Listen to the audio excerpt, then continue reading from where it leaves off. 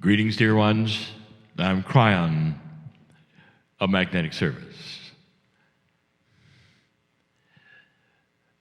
I'm going to call this particular message Perception.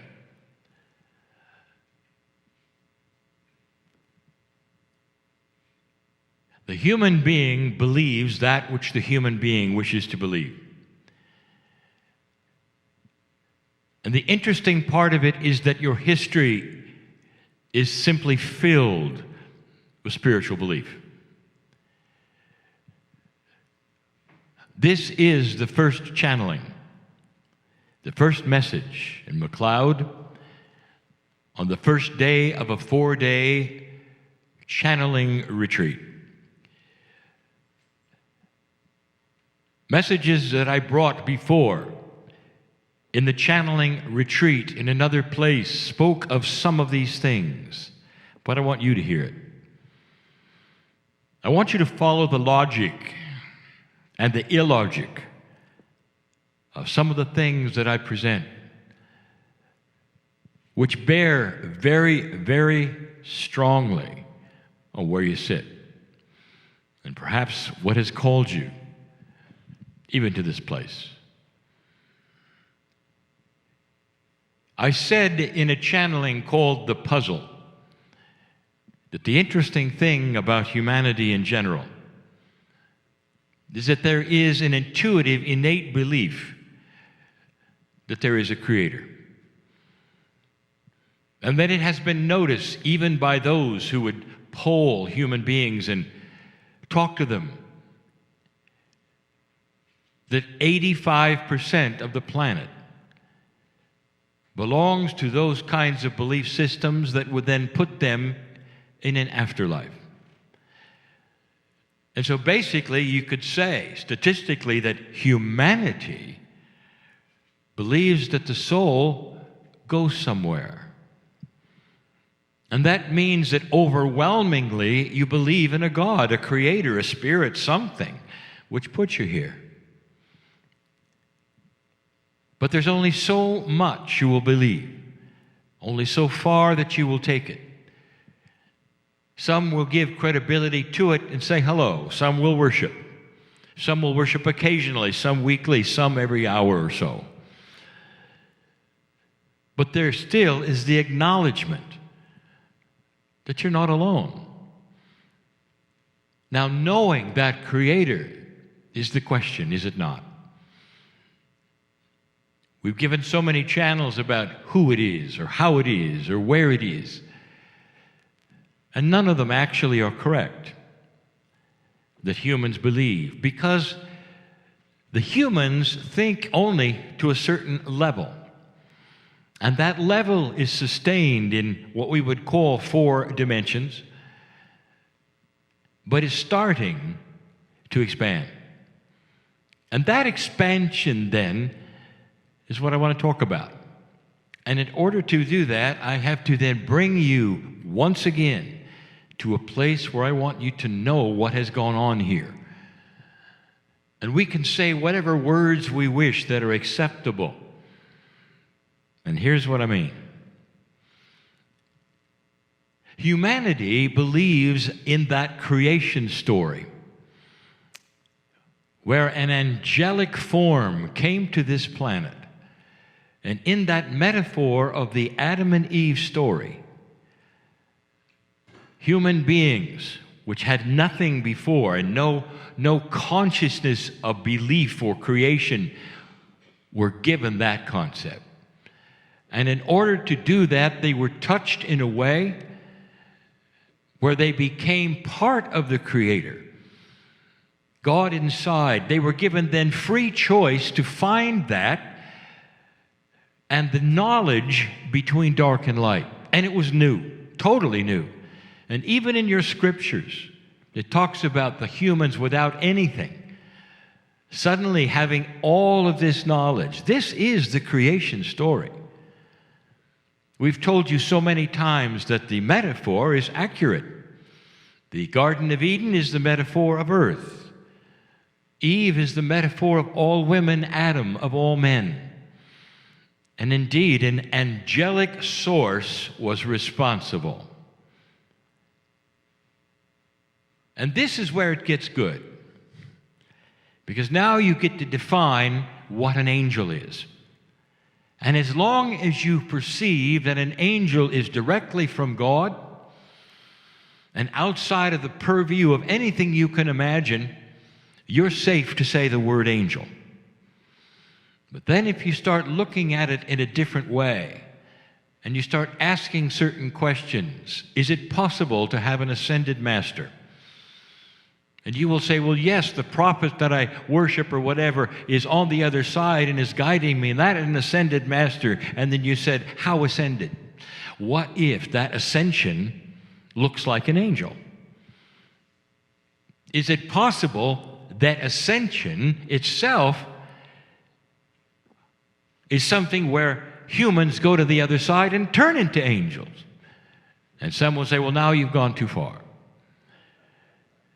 There are so many shades of angeldom. There are so many shades of what you think ascension is. There are so many shades of consciousness. But you're okay with an angel that came down and gave you everything. The God inside, the knowledge, all of that. And then the creation starts and human beings begin, and then your civilization reacts, and then. What if I changed the story a little? And I'm not going to say anything other than angel. What if the angel stayed? And you'll say, well, I'm not sure that's accurate. And then I say, isn't it true that angels are always with you? Are you looking at your scripture? Haven't you read it? The angels are always here. Sometimes they speak to you, sometimes they don't. They created everything. They're from God. You say, okay. And then you have a list of angels. Some of them you've named. Some of them you've given priorities to. And you say, okay, I'm fine. So angels are still here. Okay. What if the angels actually stayed and taught you something? And you say, well, I don't really find that in Scripture. Well, I say, well, it's not really there in that way. But how in the world did you learn the things that you know about God? There had to be some original teaching. Did you know that the angels didn't just give you this and turn you loose? There had to be some education along the way. Doesn't that make sense? Is that logical or is that illogical? How is it that you could have free choice over dark and light and not know what even dark and light was? I mean, there had to be some teaching. What is God? What does light look like? What is integrity like? Then you get into these areas. Well, that's why we were given masters. Because the masters and the prophets, they came in and they slowly and they taught us. And then we ask this, well, were the masters human? And some will say, yes, but they had a divine start. Okay, so perhaps they were part angelic and part human. Okay. Do you see where this is going? Humanity doesn't really understand what an angel is, dear ones. And it can be many things to many people. And then you get into the biggest questions of all. And it seems like I'm going to turn the page when it comes to subjects, but I'm not. Perceptions of your place in the galaxy, in the universe. You believe in that creator and all the things that perhaps happened, starting with that creation story and starting with that angel. But as you look out into the stars and you look at yourself and you see you're part of a system, it's starting to occur to so many humans all over this planet. Maybe you're not alone. Do you think the Creator had this little speck called Earth, and that's the only real creation that counted? And that's the only one that an angel ever visited? And then as you look out of the vast skies of the trillions and trillions of stars and perhaps planets, and you take a look at something else which is very interesting, is that the elements here on this planet are everywhere else in the galaxy. Do you really think you're the only one? Statisticians looking at this, scientists looking at this. Are you ready? Say there must be life. There has to be billions of Earths like yours in this vast array. So for you to think that you're completely and totally alone is folly. Scientists won't agree with you. So suddenly you have to ask the question, well, did this happen anywhere else? Are there humanoids? Are there others around with consciousness and intelligence, and perhaps they have a creation story? And that would be the first intelligent, multidimensional thought you'd have. And the answer is yes. And it makes sense, and it's logical. You're not alone. Then you have to ask the question, well, is there timing in this? There's a hierarchy in this, and where are they? And are they ascended or not? Or do they know what we know? And the answer is yes, all of those things. And you'd be right. What's an angel? Did you know that this planet got a very late start when it came to life in general? The elements of life, the amino acids, the electricity from the clouds, all of the things that go into the creation of microbial life at its infancy, all of that is present everywhere. They've even found pieces and parts of the elements of DNA in space. They're starting to realize what you have here may be everywhere. But the timing is interesting. You just got here. You've got a 4 billion year old planet, and that it's in its cool state. And you've been here 200,000 years. That's what the scientists have said, because that is the demarcation point where they've discovered that's when humanity got 23 pairs of chromosomes, and everything else below you has 24. Something happened. 200,000 years ago, a drop in the bucket in time with a galaxy of 13 billion years.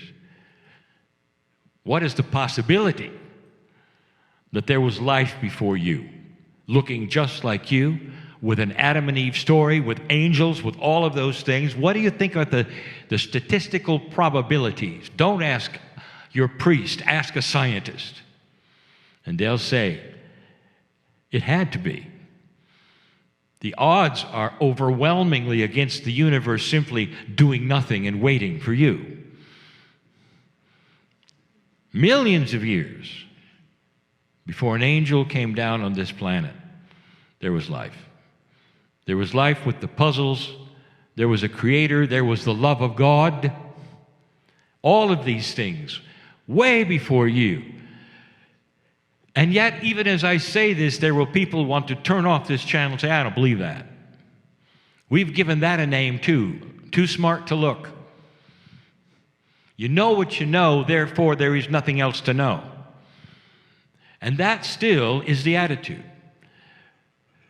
Even those who would never be in a meeting like this, a channeling meeting, even if you talk about angels or creation, would look at the vastness of the universe and say, I think we're alone. Just because that's what they were told. Or perhaps they're not having a perception of something bigger than they know. So let's carry it even further. Let's say there were angels all over, and there were many who were giving the same kinds of creation stories all over. Let's say that there were ones that were seeded and with this information millions of years before it ever got here. Do you see the potential of them becoming evolved? Do you see the potential of other planets and other places in your galaxy becoming spiritually evolved, where consciousness would raise and they'd know more and more about that common creator, the one you have, the one they have? That's logical. And if that were so, how far does evolution take consciousness? What is an ascended master? How high is that consciousness on your world that you've seen?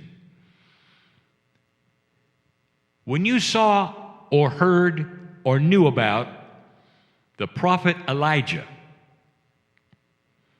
who had a high enough consciousness that he walked out into a field and ascended on his own without death, and had Elisha watch that, let me ask you, how high was that? Now you have a consciousness of a human being who says, I'm ready to go, watch me. And the consciousness raised to a point where he turned into light and left. How high is that? Is it attainable? Is that something that over the next 100,000 years you might attain or know about or learn about or use? And the answer is that is what evolution of this planet is all about. Is it possible that consciousness could be non-corporeal? There's a lot of laughter in this room right now. And most of it is coming from the ones you can't see.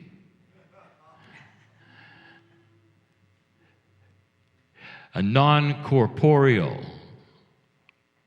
one is here.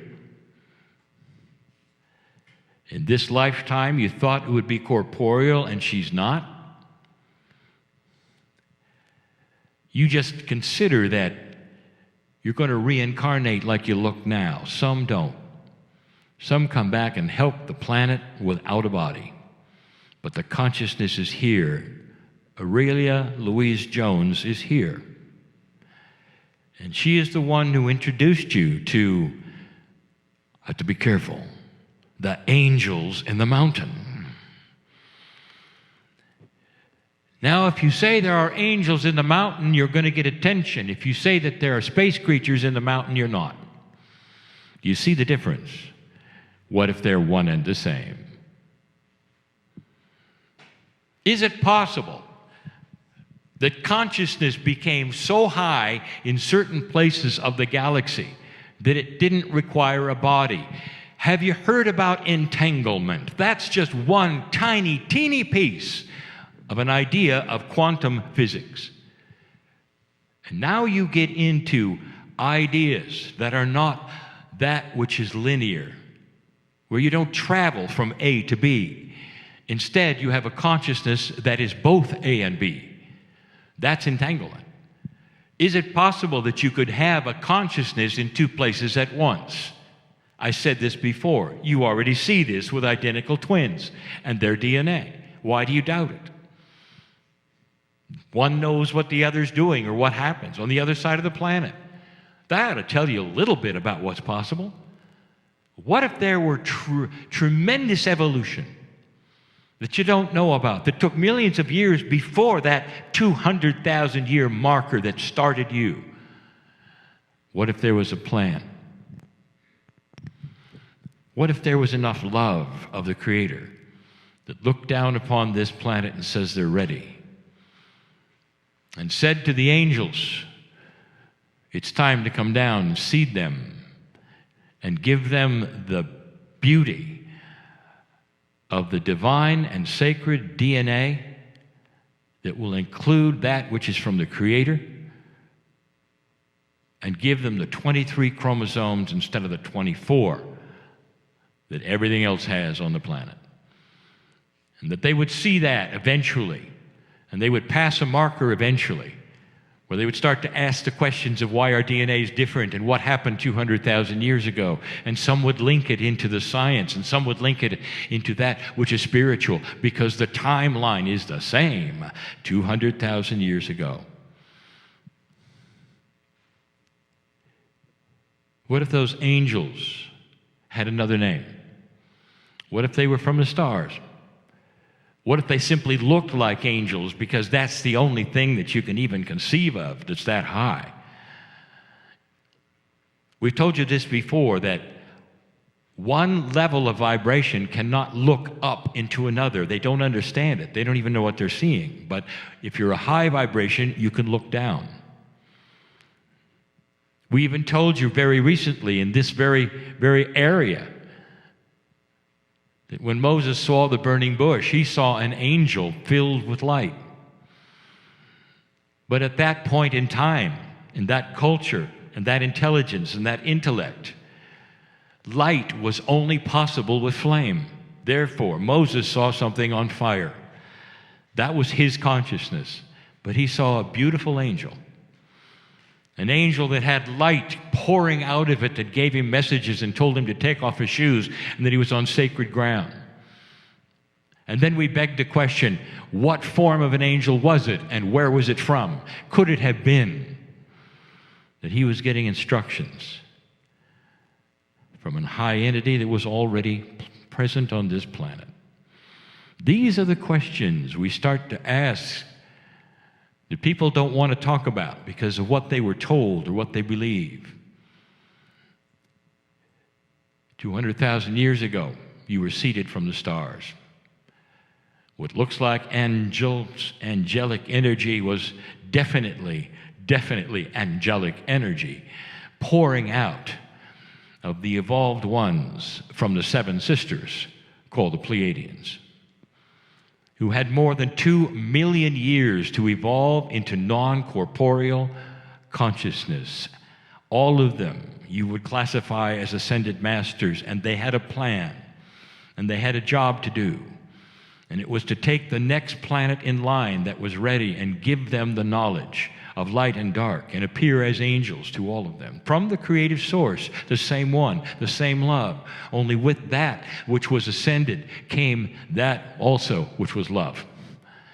The higher the ascension goes in that which is consciousness, the closer you become to the creative energy. That means the more love you would have, more than just love. The more compassionate action you would have into realms that you haven't even identified yet is what love truly is. I came here 30 years ago, and the first thing I told you that you weren't going to have an Armageddon, and you didn't.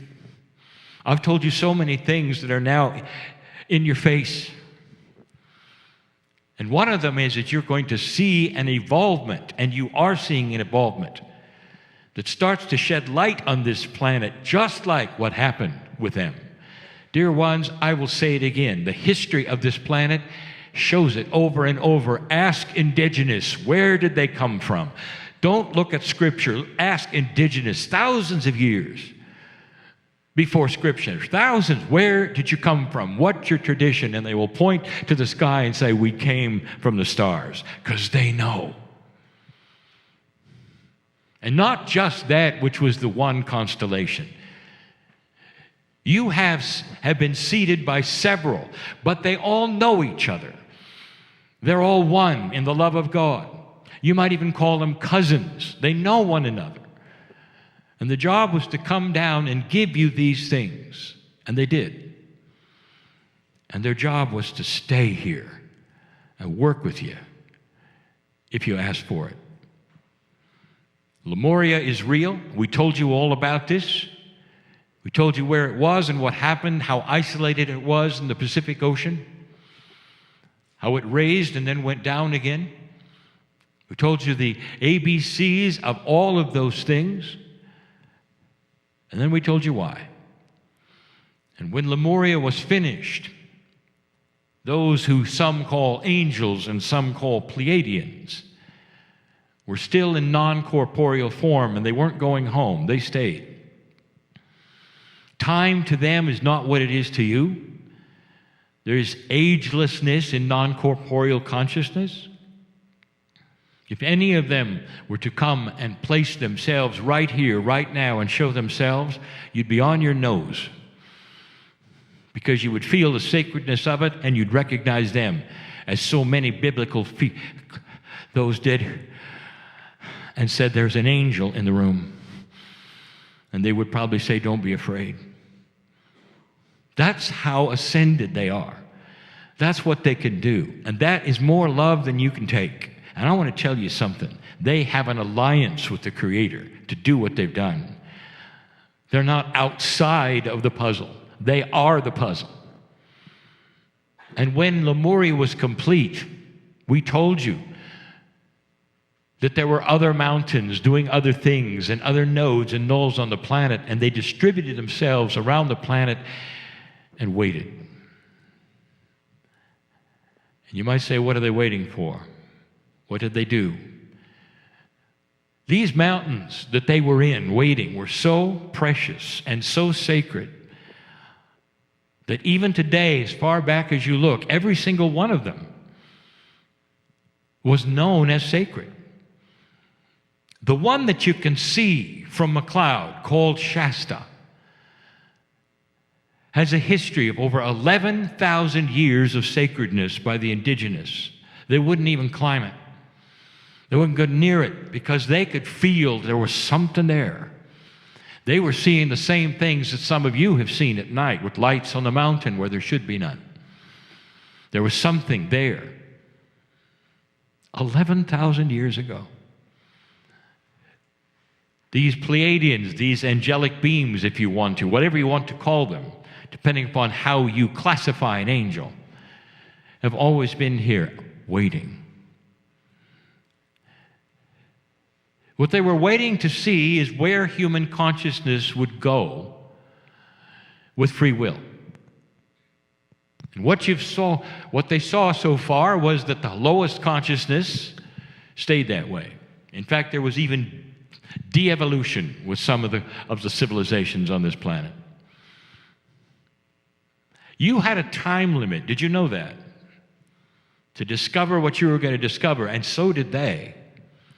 It's always an astronomical time limit based upon the stars, based upon the solar system you're in.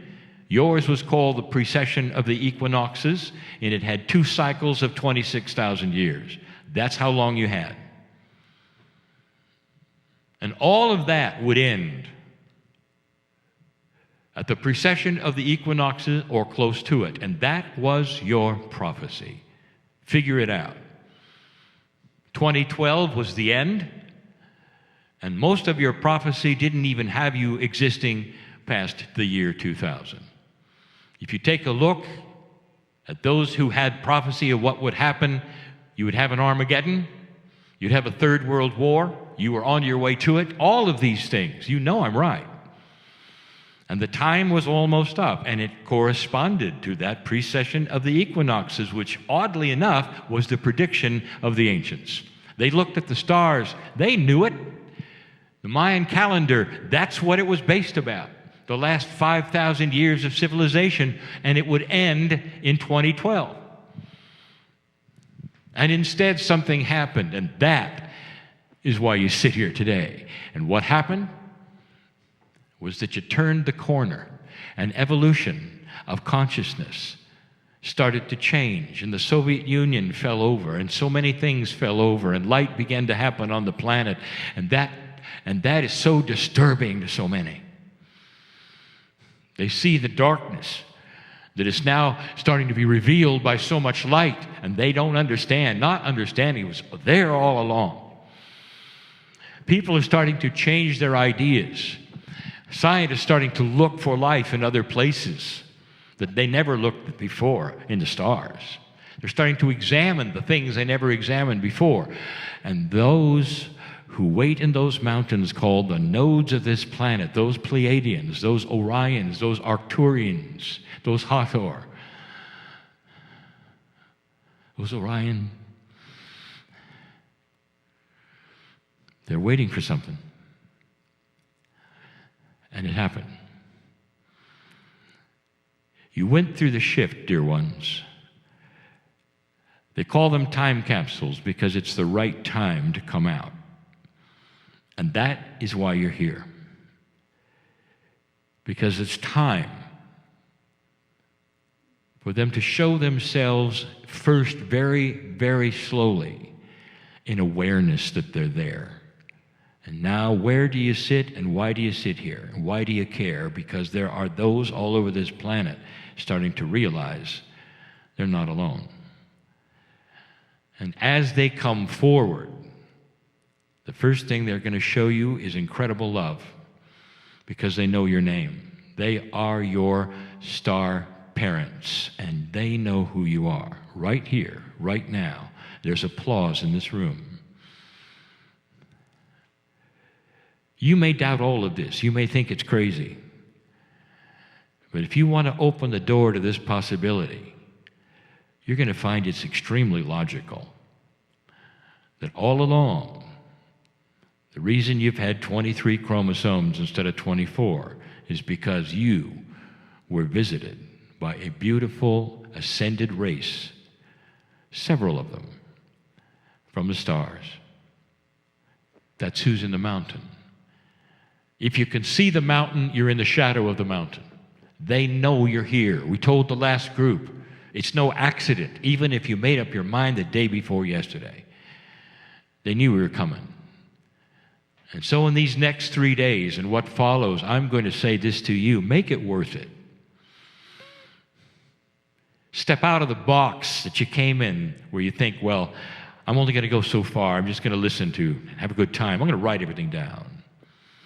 What if it changes your life instead because you've said yes? Remember that? You're saying yes.